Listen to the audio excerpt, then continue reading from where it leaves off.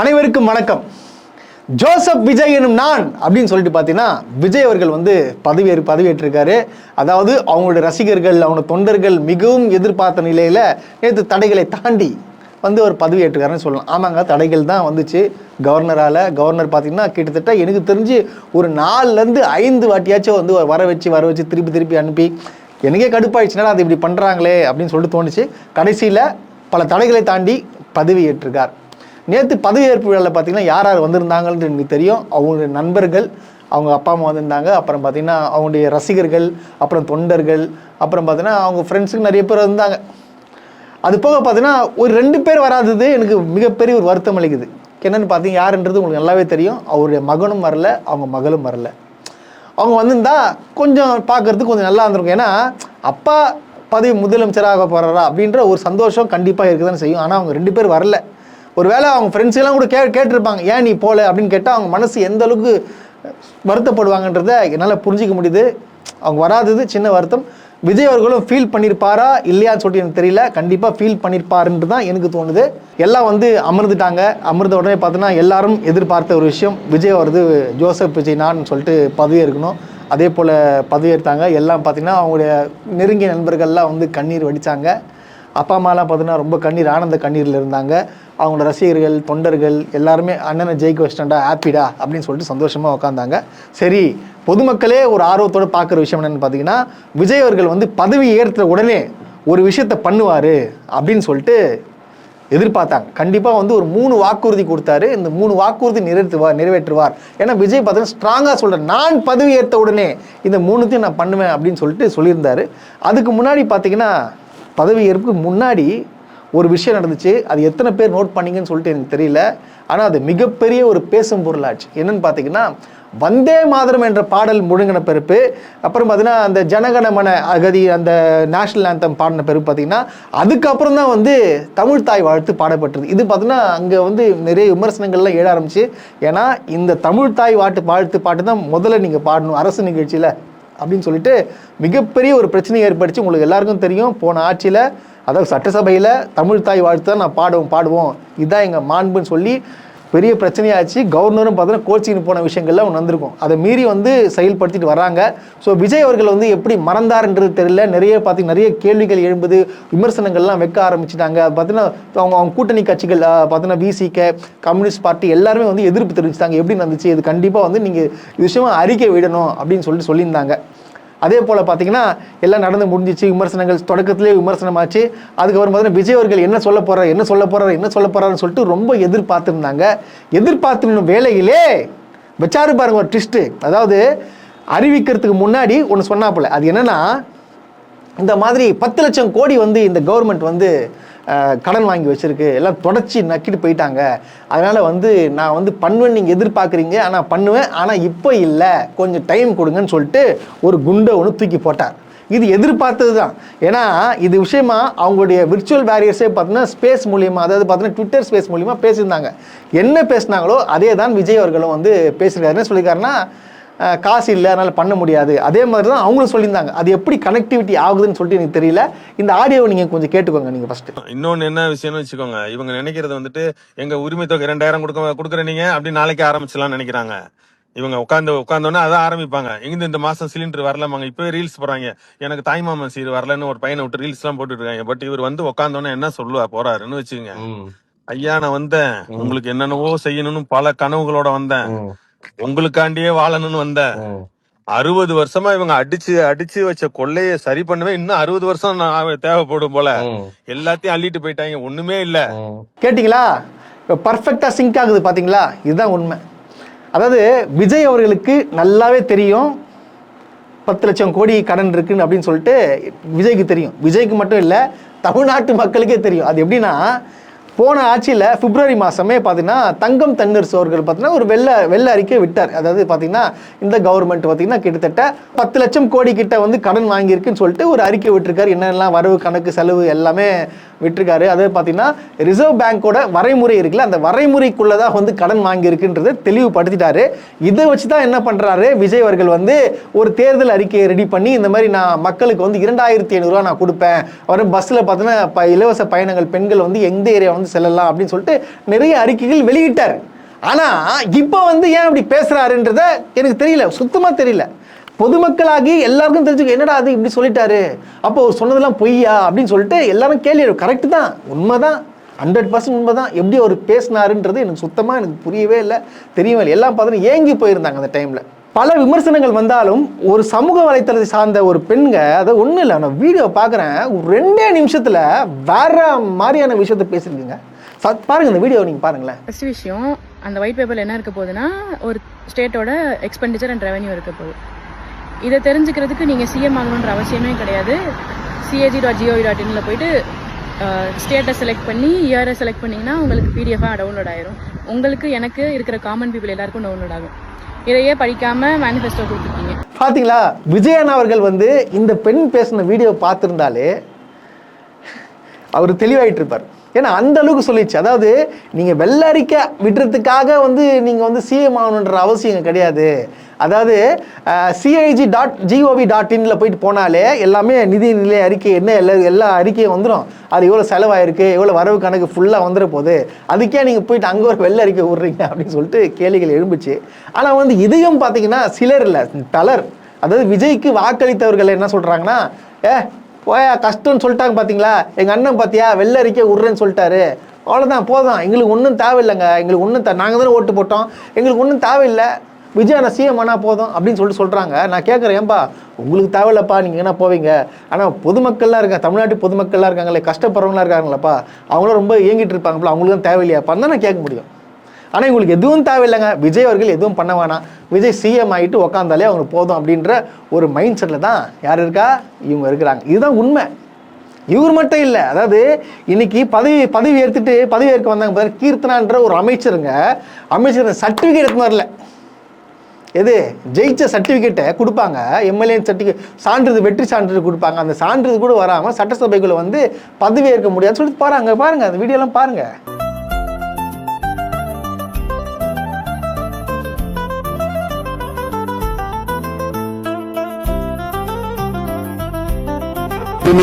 ஆனா இவங்க தான் என்ன சொல்றாங்க, நேத்து எங்க அண்ணன் பத்தியா வெள்ளை அறிக்கை விட்டுறேன்னு சொல்லியிருக்காரு. யாருன்னா சொல்லியிருக்காங்களா இது வரைக்கும்? அந்த white paper transparent government it's gonna happen நவ.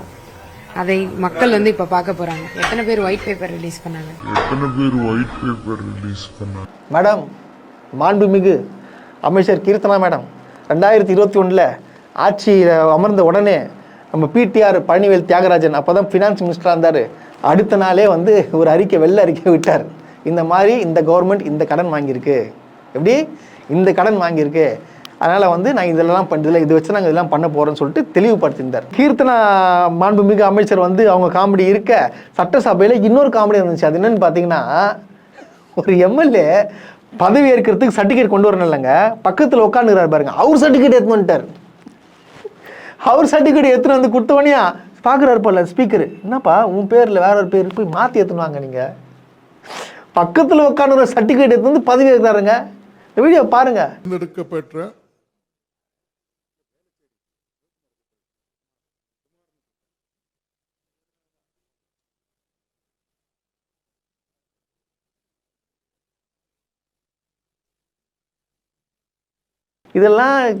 இதெல்லாம் வந்து சாம்பிள், இன்னும் நிறைய இருக்குது, நிறைய தினமும் இருக்குது, பல வகையான சுவாரஸ்யமான விஷயங்கள் நிறைய இருக்குது, எல்லாத்தையும் நம்ம பார்க்கலாம். தொடச்சிட்டிங்கன்னு சொல்கிறீங்களே, நான் உங்களுக்கு இன்னொன்று சொல்கிறேன் கேட்டுங்கன்னா, சிஎம் சார் அதிமுக ஆட்சி முடிஞ்சிச்சு பார்த்தீங்களா, அப்போ வந்து திமுக பதவி ஏற்றாங்க பார்த்தீங்கன்னா 2021 அப்போ வந்து கிட்டத்தட்ட வருமானமே 17 லட்சம் கோடி இருந்துச்சு. அதுக்கப்புறம் இப்போ 2026 ஆட்சி திமுக ஆட்சி முடியும் போது பார்த்தீங்கன்னா எவ்வளோ GSPD growth எவ்வளோன்னு பார்த்தீங்கன்னா கிட்டத்தட்ட 13%லேருந்து 15% அதிகமாக இருக்குது. டோட்டலாக பார்த்தீங்கன்னா 35 லட்சம் கோடி வந்து வருமானம் ஈட்டிருக்கிறாங்க இந்த அரசு. அதனால் தொடச்சிட்டாங்க எடுத்துட்டாங்கன்னா சொல்லாதீங்க. தயவுசெய்து தெரிஞ்சுக்கிட்டு கொஞ்சம் கரெக்டாக அதாவது கூட கலெக்டர்லாம் இருப்பாங்களா, அவங்கள கேட்டு தெரிஞ்சுக்கிட்டு பேசுங்க சார். நீங்கள் சிஎம் சார் நீங்கள். அதுக்கப்புறம் நீங்கள் ஒரு விஷயத்தை வந்து நீங்கள் சொல்லியிருக்கிறீங்க, யாருக்கு நன்றி சொல்வீங்கன்னு சொல்லிட்டு பார்த்தா சரி யாருக்கும் நன்றி சொல்கிறாரு அப்படின்னு சொல்லிட்டு எதிர்பார்த்து உக்காந்தா நீங்கள் யாருக்கு நன்றி சொல்கிறீங்க? குழந்தைகளுக்கு நன்றி சொல்கிறீங்க, என்னோட குட்டி நண்பா நண்பீஸு. அது எப்படி அவங்களுக்கு நன்றி சொல்கிறீங்கன்னு சொல்லிட்டு தெரியல. இது தவறுங்க, இது அஃபென்ஸ் சார். சிஎம் சார், இது ரொம்ப அஃபென்ஸ். இது எப்படி குழந்தைங்களை விட்டு தான் நீங்கள் வந்து அம்மா அப்பா கிட்ட சொல்லி ஓட்டு வாங்கினீங்கன்னு சொல்லிட்டு எல்லாருக்கும் தெரியும். ஆனால் இதை நீங்கள் பப்ளிக்கில் பொதுவெளியில் இப்படி பேசுறது மிகப்பெரிய தப்பு. ஃபஸ்ட்டு உங்ககிட்ட எவனோ வந்து தவறாக வந்து உங்களுக்கு பேசுங்கன்னு சொல்லி தராங்களான்னு சொல்லிட்டு எனக்கு தெரியல. தயவுசெய்து இந்த மாதிரி ஆட்களை மாற்றுங்க விஜய் சார். நீங்கள் தயவுசெய்து மாற்றுங்க. இதெல்லாம் வந்து மிகப்பெரிய தவறு. இந்த மாதிரி வார்த்தைகளை யூஸ் பண்ணவே கூடாது. அது குழந்தைகளை வைத்து நீங்கள் ஓட்டு வாங்குறதுனால அது அஃபென்ஸ் தானே அது. ஸோ நீங்கள் தான் பண்ண மாதிரிலாம் வந்து இங்கே பொய் சொல்லிட்டு இருக்கக்கூடாது. எங்கள் அண்ணன் எது பண்ணாலும் புதுசு கண்ணா புதுசு அப்படின்றத சொல்லக்கூடாது. எல்லாம் பழசு தான். பழசை எடுத்து பேரை மாற்றி வச்சுருக்காரு. இதுதான் உண்மை. எதை பேரை மாற்றி வச்சுருக்காருன்னு நீங்கள் எனக்கு கேட்கலாம். ஆமாங்க, இப்போ சொன்னார் பார்த்தீங்களா, பெண்களுக்கு பாதுகாப்புக்காக பார்த்தீங்கன்னா சிங்கப்பெண் அதிரடி படை அப்படின்னு சொல்லிட்டு ஒன்று கொண்டு வந்தார் பார்த்தீங்கன்னா. அது ஆல்ரெடி இருக்குது. அது பிங்க் டீம்னு சொல்லிட்டு ஒன்று கொண்டு வந்தாங்க போலீஸில். அது பிங்க் நிற வாகனங்களில் வந்து ரோந்து பணியாற்றுவாங்க. பெண்கள் மற்றும் பெண்கள் இன்ஸ்பெக்டர், தனி காவல் நிலையங்கள் எல்லாமே இருக்குது. அவங்க பார்த்து தொடர்ந்து பெண்களுக்காக வந்து பாதுகாப்பு கொடுத்துட்டு எல்லாம் பண்ணிட்டு தான் இருக்கிறாங்க தொடர்ந்து. ஆனால் பார்த்தீங்கன்னா இதை வந்து பேரை மாற்றி வச்சிருக்கா போல அண்ணன் நம்மளுடைய சிஎம் அவர்கள். இதுதான் உண்மை. அதே போல் பார்த்தீங்கன்னா இன்னொன்று பண்ணியிருக்காரு. இந்த போதை தடுப்பு இதெல்லாம் பார்த்தீங்கன்னா அதெல்லாம் ஆல்ரெடி இருக்குது. நார்காட்டிக்ஸ் விங்னு சொல்லிட்டு ஒன்று இருக்குது. அதே போல் பார்த்தீங்கன்னா மது விலக்கு வாரியம் சொல்லிட்டு ஒன்று இருக்குது. மது விலக்கு அது பிடிப்பாங்க, அந்த கலாலுன்னு சொல்லுவாங்க. அங்கே பார்த்தீங்கன்னா சாராயம் காசுறது, அப்புறம் பார்த்தீங்கன்னா வெளி மாட்டு பாட்டிலில் கொண்டு வருது தடுக்கிறது. ஸோ இந்த மாதிரி விஷயங்கள்லாம் பண்ணுறாங்க. நார்கோட்டிக்ஸ் என்ன பண்ணாங்க உங்களுக்கு தெரியும். அந்த கஞ்சா, அந்த போதை, அமீன் எதோ சொல்கிறாங்க பார்த்தீங்களா, அதெல்லாம் வந்து தடுக்கிறதுக்காக இந்த விங்கு இருக்குது. இதை பற்றி கொஞ்சம் பேரை மாற்றி கொஞ்சம் விட்டாப்புல. இது விட்டவுடனே என்ன பண்ணுறாங்கன்னா, இந்த பாலிமர் நியூஸு இந்த நியூஸ் சேனல்லாம் பார்த்தீங்கன்னா என்ன சொல்கிறாங்கன்னா, பழைய நியூஸ் மார்ச் 3 ரிலீஸ் ஆன மார்ச் 3 வந்து ஒரு ஃபோட்டோஸ் வீடியோஸ்லாம் வந்திருக்கும். அந்த மாதிரி பார்த்தீங்கன்னா அந்த குட்கா பொருள்லாம் வந்து குழி தோண்டி போதிக்கிற மாதிரி. இது வந்து எப்போ நடந்துச்சு? மார்ச் 3. ஆனால் வந்து நியூஸில் சோஷியல் மீடியாவில் என்னென்ன போடுறாங்க பார்த்தீங்கன்னா இப்போ நடந்துச்சு. பார்த்தீங்களா, விஜய் அண்ணன் ஆட்சியை பிடிச்ச உடனே எந்த அளவுக்கு ஸ்ட்ரிக்டாக வேலை எடுக்குது பார்த்தீங்களா, அதாங்க கெத்து அப்படின்னு சொல்கிறாங்க. அதே போல் இது கூட ஒத்துப்பேன். திருச்சியில் பார்த்தீங்கன்னா ஒரு கமிஷனர் என்ன பண்ணுறாரு, அங்கே இருக்க ரவுடிங்கெலாம் கூப்பிட்டு இதுக்கப்புறம் ஒழுங்காக இருக்கணும், இந்த மாதிரி பண்ணக்கூடாது, இதுக்கப்புறம் பண்ணிங்கன்னா அவங்கள கடுமையாக நடவடிக்கை எடுப்போம்னு சொல்லிட்டு இந்த ரவுடிங்கெல்லாம் கூப்பிட்டு பேசுகிற மாதிரி ஒரு வீடியோ பார்த்தீங்கன்னா நியூஸில் வந்துட்டு இருக்கு. அதனால நீங்கள் எல்லாரும் ஒழுக்கமாக இருந்தீங்க அப்படின்னா அது உங்களுக்கு நல்லது. இல்லை அப்படின்னா நீங்கள் வந்து சீரியஸான விளைவுகள், சட்ட ரீதியான விளைவுகளை சந்திக்க வேண்டி வரும். இந்த மாதிரி பார்த்தீங்கன்னா தினமும் அதாவது மாதத்துக்கு ஒரு டிஸ்ட்ரிக்டில் ரவுடிங்கெல்லாம் கண்காணிப்பு வர வச்சு அவங்கள வந்து அறிவுரை கூறி இதுக்கப்புறம் பண்ணக்கூடாதுன்னு சொல்கிறது காலகாலம் நடந்துகிட்டு இருக்கு. ஆனால் இதெல்லாம் வந்து பொதுமக்கள்கிட்ட போகாத காரணம் என்ன, யாருன்னு சொல்லிட்டு உங்களுக்கு எல்லாருக்கும் தெரியும். செய்தி நியூஸ் சேனல்லாம் பார்த்தீங்கன்னா டிஎம்கே இந்த மாதிரிலாம் பண்ணியிருக்கு, சட்டம் ஒழுங்காக இது மாதிரிலாம் பண்ணிருக்கு சொல்லிட்டு ஒரு நியூஸ்லாம் கொண்டு வரல. ஆனால் விஜய் அவர்கள் வந்து பதவியேற்ற உடனே இவர் இந்த மாதிரி விஷயத்தை கொண்டு வந்தோடனே பார்த்தீங்கன்னா நியூஸ் சேனல்லாம் வந்து ஹைலைட்டாக போட்டு பார்த்தீங்களா இந்த கவர்மெண்ட் நல்லா நடக்குது அப்படின்னு சொல்லிட்டு மக்கள் மனதில் போய் சேர்க்குறாங்க, நரேட்டிவ் செட் பண்ணுறாங்க. இந்த நரேட்டிவ் செட் பண்ணி தான் வந்து விஜய் சிஎம் ஆனாருங்க. உண்மை தான். இப்போ ஒன்றும் இல்லை, இப்போ சிஎம் ஆகிட்டா நம்மளுக்குலாம் சிஎம் கரெக்ட். ஆனால் எதை வச்சு சிஎம் ஆனார்?